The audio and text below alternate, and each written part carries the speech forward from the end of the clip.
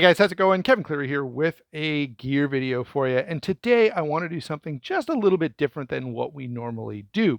I've got my most carried stuff, okay? We're going to extend this a little bit beyond knives. I do have lots of cool knives here as well, though.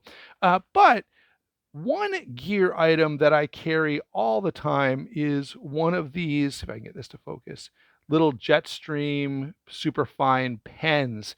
And the reason I carry this is because I do a lot of reading, I do a lot of research, and these pens are very, very fine tipped and the ink doesn't run. So you can write notes and bracket and underline things in the book you're reading, and it doesn't, it doesn't do any damage, and it works pretty well. If you close the book, yeah, the ink doesn't run onto the other page. So yeah, just really, really useful tool if you're the kind of person that does a lot of reading or does a lot of, or does at least some sort of technical reading where you want to be able to reference back to things later.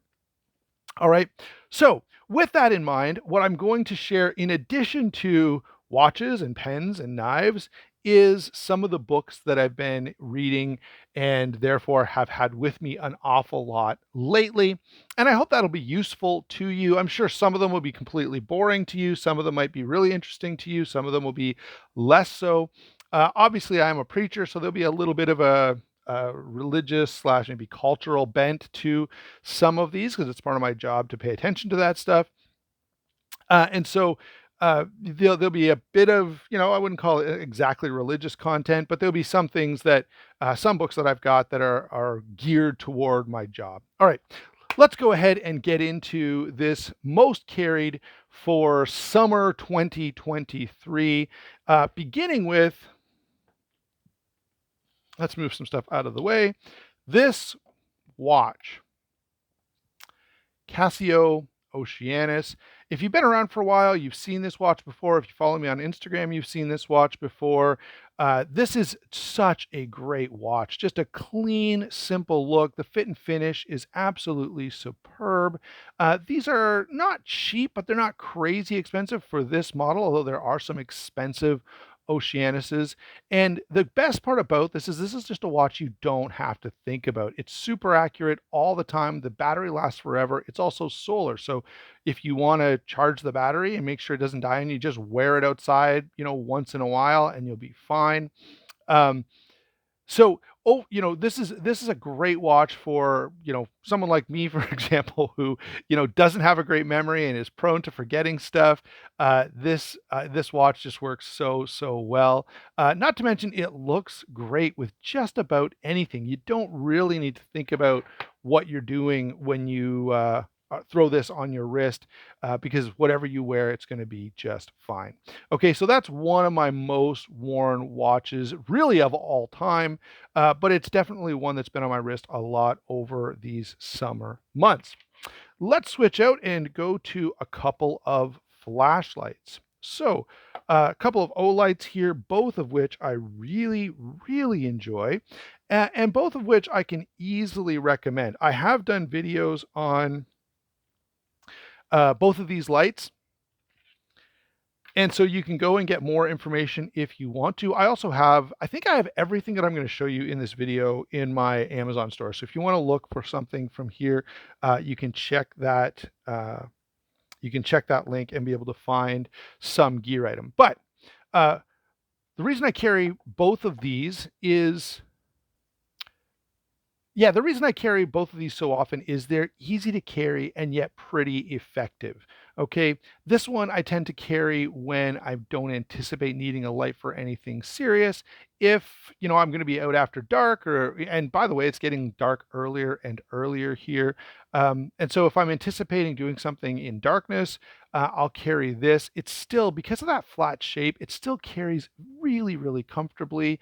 And so, at least for me, I find this very unobtrusive and still extremely good for a moderately bright light.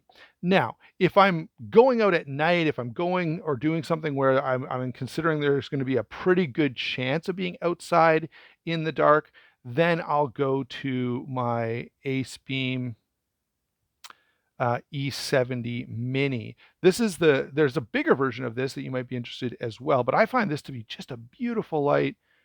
Titanium with the blue underneath. Great stonewash on this.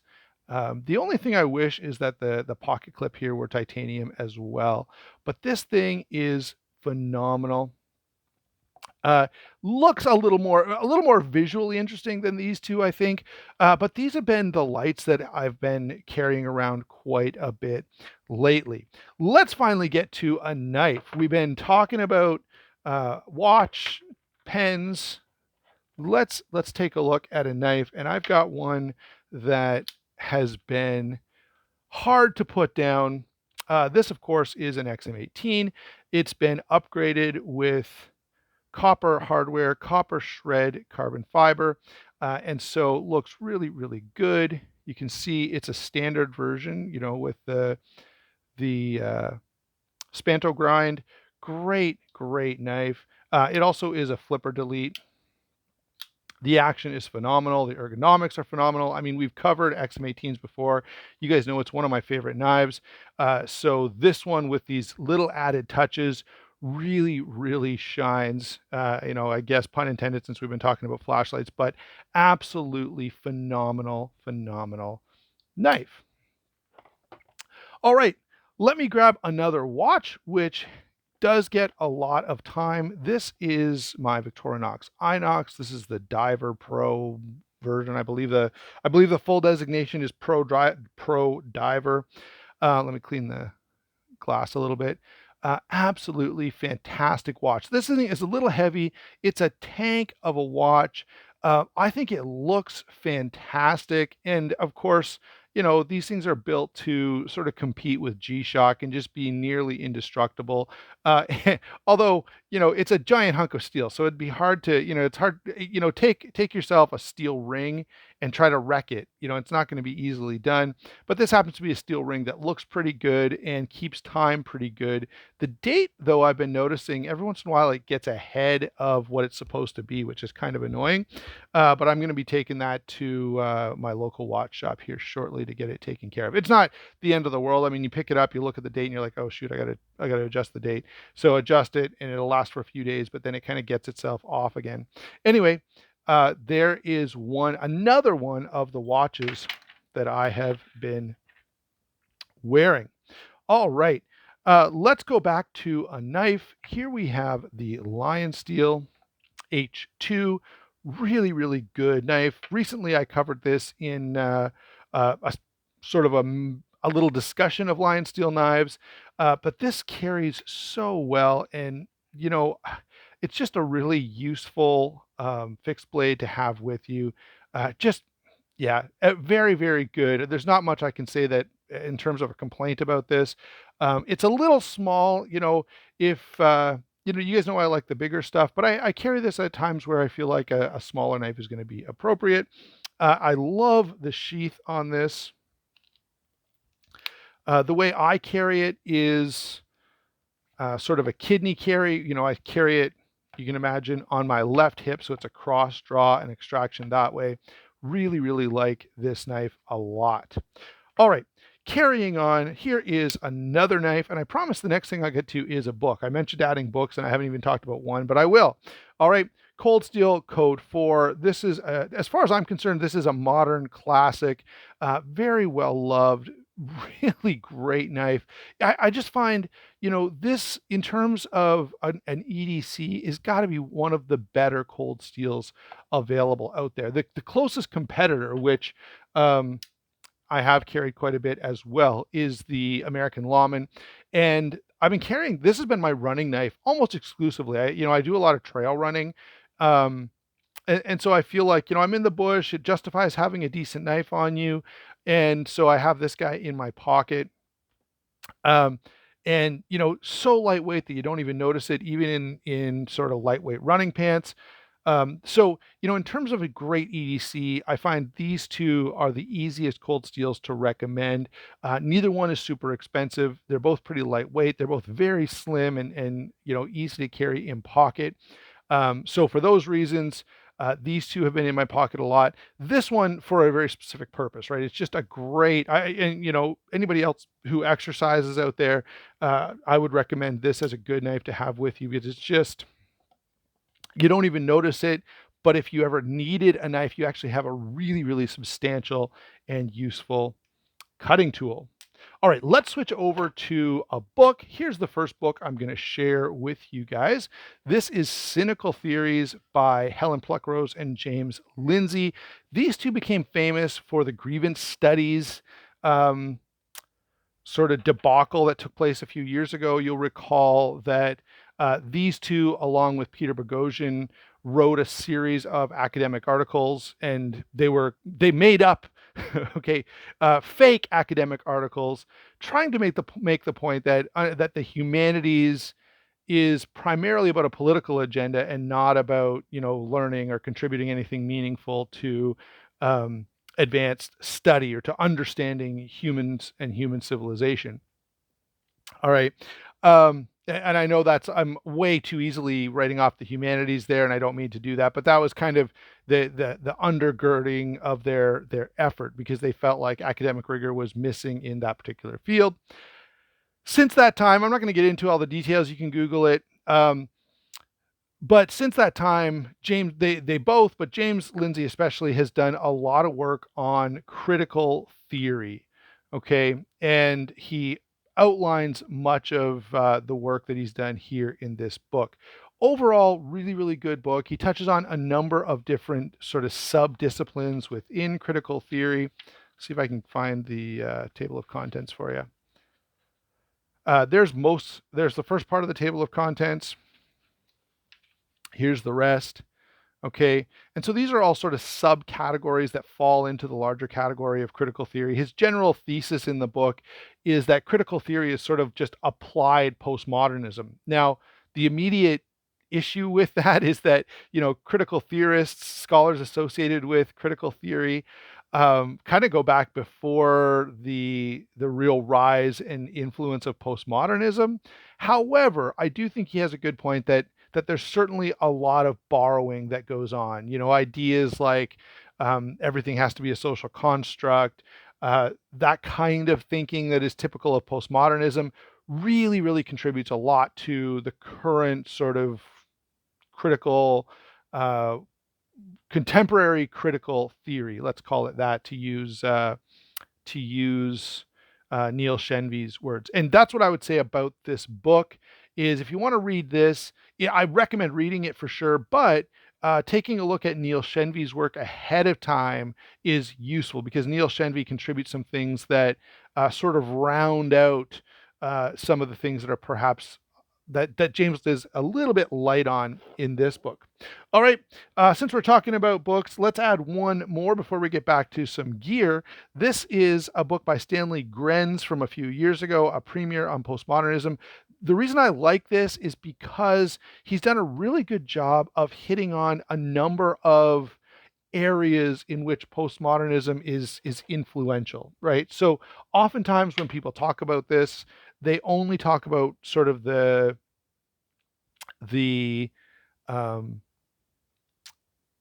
thought side of it, how it affects those who are, interacting with others in a way to, anyway, I'm going to get too long here. So let's just say this. Most people talk about postmodernism. All they talk about is how, it's the abandonment of what we might call the correspondence theory of truth. Grenz does a good job of elaborating further on how postmodernism, developed in and influences film and literature and architecture and a number of different areas that are worth considering. So great little sort of introduction to postmodernism. You probably want to have some background beforehand. This is a fairly, he assumes that you have some knowledge of the subject matter before you sort of get into this book. So anyway, moving on, let's get this guy out of the way and grab another knife. The Tactile Knife Co. Maverick. This is probably one of the best things to come out of the knife world for the last couple of years. It's just simple and attractive and effective. The materials are absolutely great.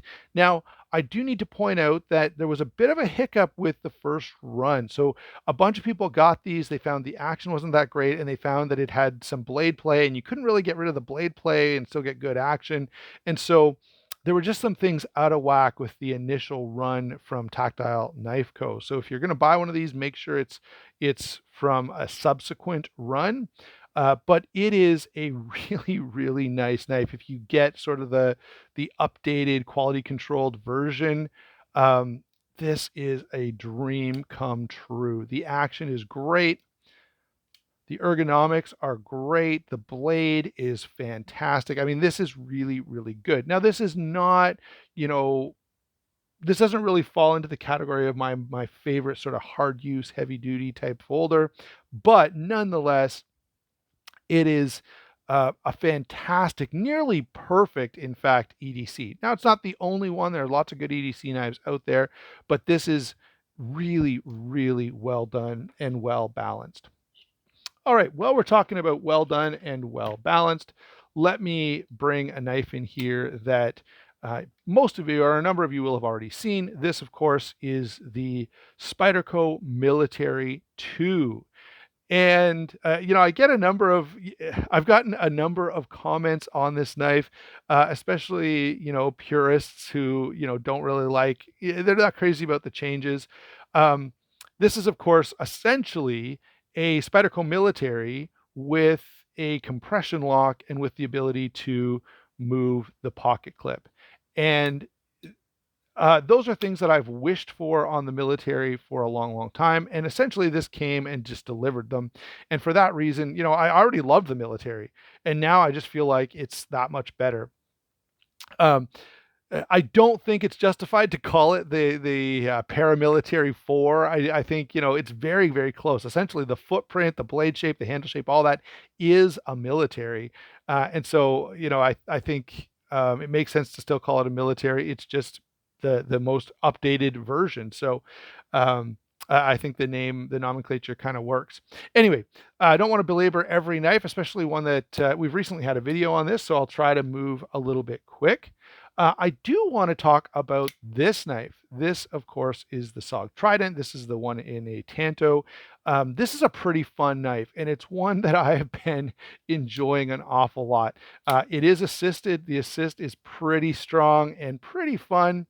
This is one of those knives where, if you're a Canadian like me and we're not allowed to have automatic knives, this is sort of a fun consolation prize.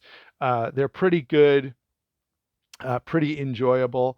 The D2 steel I'm not in love with for the price point, but at least it's coated, and D2 is good. It's not like D2 is bad steel. D2 is good steel, and coated this way, it's going to perform pretty well. I do wish that this was in something else, 154 cm, S30V, S35VN even for this price point. I think those higher end steels are justifiable, but SOG has never been known for being a value brand, and so the value isn't great here, but a lot of other things are really, really good. All right. Look for, I think I may have done it. I recorded a first impressions video on this a little while back, and it just hasn't been released yet. So I better get my button gear and get that out. All right, let's go to another watch. This, of course, is the G-Shock, the newest iteration of the Casio or G-Shock 2100. I believe this is the C. I'm going to probably get that letter wrong, but all these 2100 Casios are pretty nice, and there's lots of different designs for just about everybody. I especially love these. They're lightweight. The bracelet is so comfortable. So yeah, this is kind of, you get the G-Shock toughness and durability, but it's not as bulky, it's not as heavy. And I think these look really, really good as well. Like to my eye anyway, this is a really, really sharp looking watch. You guys can disagree in the comments down below if you so choose. All right, I'm coming up to 20 minutes here. There are a couple other things I want to get in here. Now, I mentioned there wouldn't be a lot of religious content, but I have to throw this in.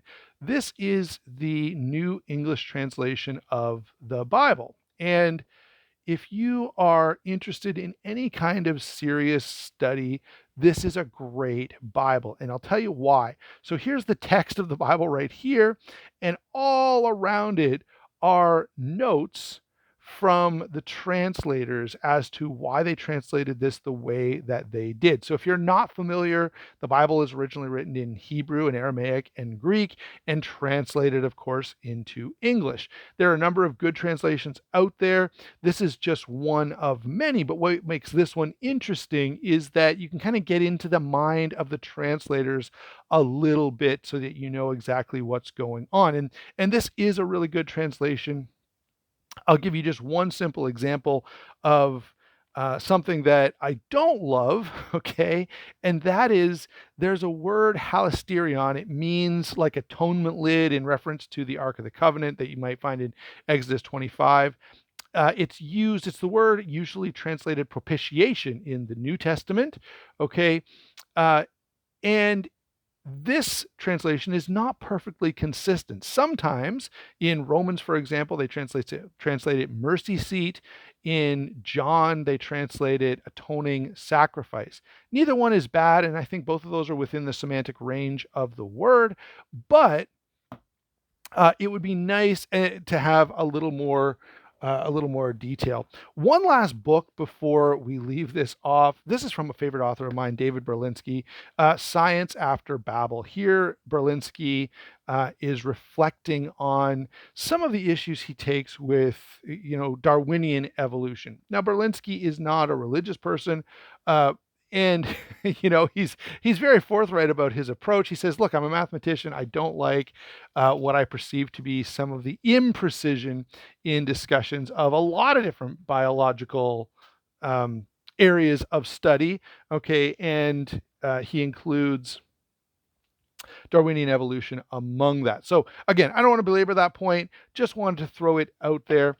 I do have another knife and another pen that I want to get to in terms of most carried. Here we have the Cold Steel 8010, one of my absolute favorite knives. This will probably be in every video I make. Now, I've said that before about other knives. I said it about the Para 2. The Para 2, I haven't carried as much just because I've had the military 2. This I still carry all the time. It's just so good. Yeah, it's a little big and a little bulky, but it's so comfortable and so useful and so tough and so effective that it gets a lot of carry time. Finally, the Zebra F701, great knife. Wow, great pen. Not too expensive, very tough, easy to get refills, nice and fine point. I mean, pretty fine. I actually prefer a slightly finer point than this, but this is acceptable. Okay, fairly easy to write with. And so I wanted to throw this in as well for a most carried. So there you go, guys. That's the stuff that I've been paying the most attention to, that's been in my pocket, that's been in my bag, that's been on my person the most often through the last few weeks. Hope that was enjoyable for you and interesting to you. I tried to broaden out the horizons and get into watches and pens and a few other things in case, you just didn't want to see a string of knives. And let me know what you think about the books. Not necessarily, agree or disagree with the conclusions of the author with the inclusion of those books, but whether you like the books being thrown in as a little bit of a variation from just straight gear stuff all the time. Don't forget to like and subscribe. We will talk to you soon.